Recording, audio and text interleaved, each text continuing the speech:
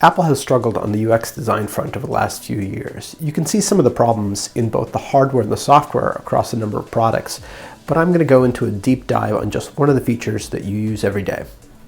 I'm Greg Reyes, and this is Half Ideas.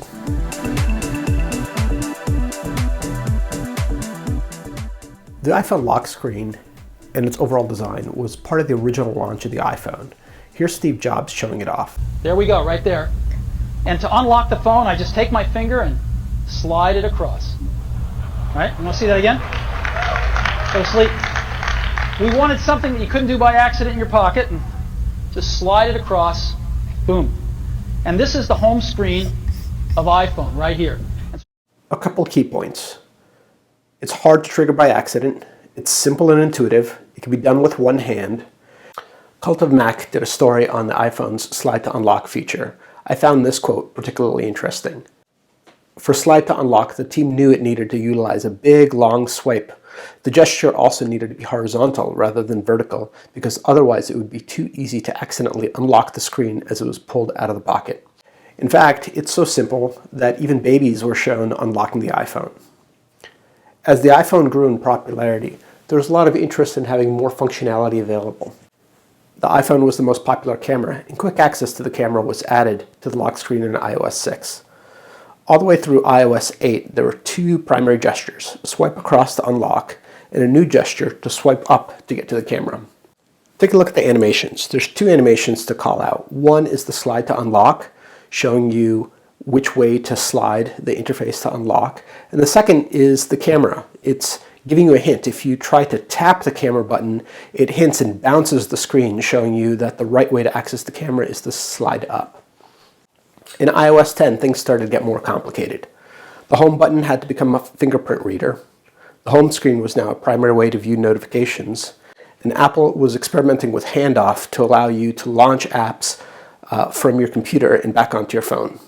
This brings us to iOS 12 and 13. With the elimination of the home button, Face ID, 3D Touch, Control Center, widgets, and notification management, the functionality of the home screen got a little confusing, and the original simplicity and vision are no longer there.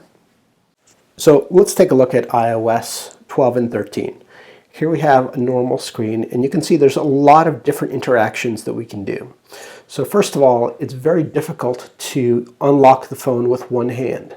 So if I'm holding the phone and not doing the pinky balance, which some folks have learned the pinky balance, but if I'm simply holding the phone, I can't actually unlock it by swiping in the middle of the screen. Obviously, the gestures to side have been moved to slide up. So I have to slide from the bottom. Seriously? And that's exactly why. So if I slide from the bottom, I unlock it. If I slide from the middle, I open Notification Center. Now, a key UI principle is that for every action, there's an equal and opposite reaction. So if I pull up, that shows the Notification Center, and then I would expect that if I pull down, I can dismiss it again. But you actually can't. It gets stuck. And once it's stuck, there's really no way to get rid of it. You have to actually either lock the device or unlock the device. And so this notion of not having mirrored gestures is in a couple other places as well. So if I pull down Notification Center, and I still have my finger down on the screen, so I'm still pulling and dragging, the expectation is that if I pull back up, I'll be able to close it. But it actually immediately disappears, which is, again, a little bit unsettling. Again, here's another simple example of a non-reversible action. So I slide over to the camera, and I expect to be able to slide back to the lock screen, but I can't. Once I'm in the camera, I'm locked.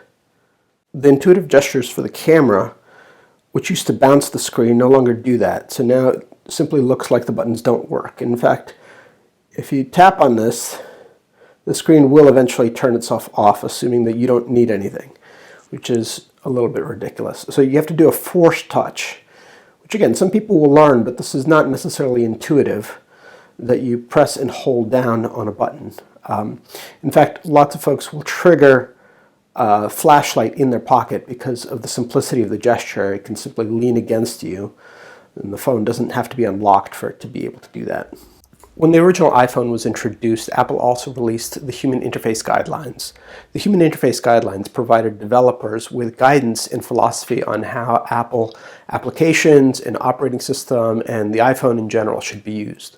Over the years, the HIG, the Human Interface Guidelines, has been simplified, and a lot of the good guidance on how to design buttons, how to design controls, has been stripped away. There's still some good content in the HIG, but some of the thoughtfulness that went into the original iPhone is now no longer present in the current day designs of iOS 12, 13. I hope to see Apple getting back to its roots on human interface design, simplicity, and ease of use. That's it for this one. Thanks. My name is Greg Reyes. Consider subscribing, hit a like, give me a comment. Appreciate your time.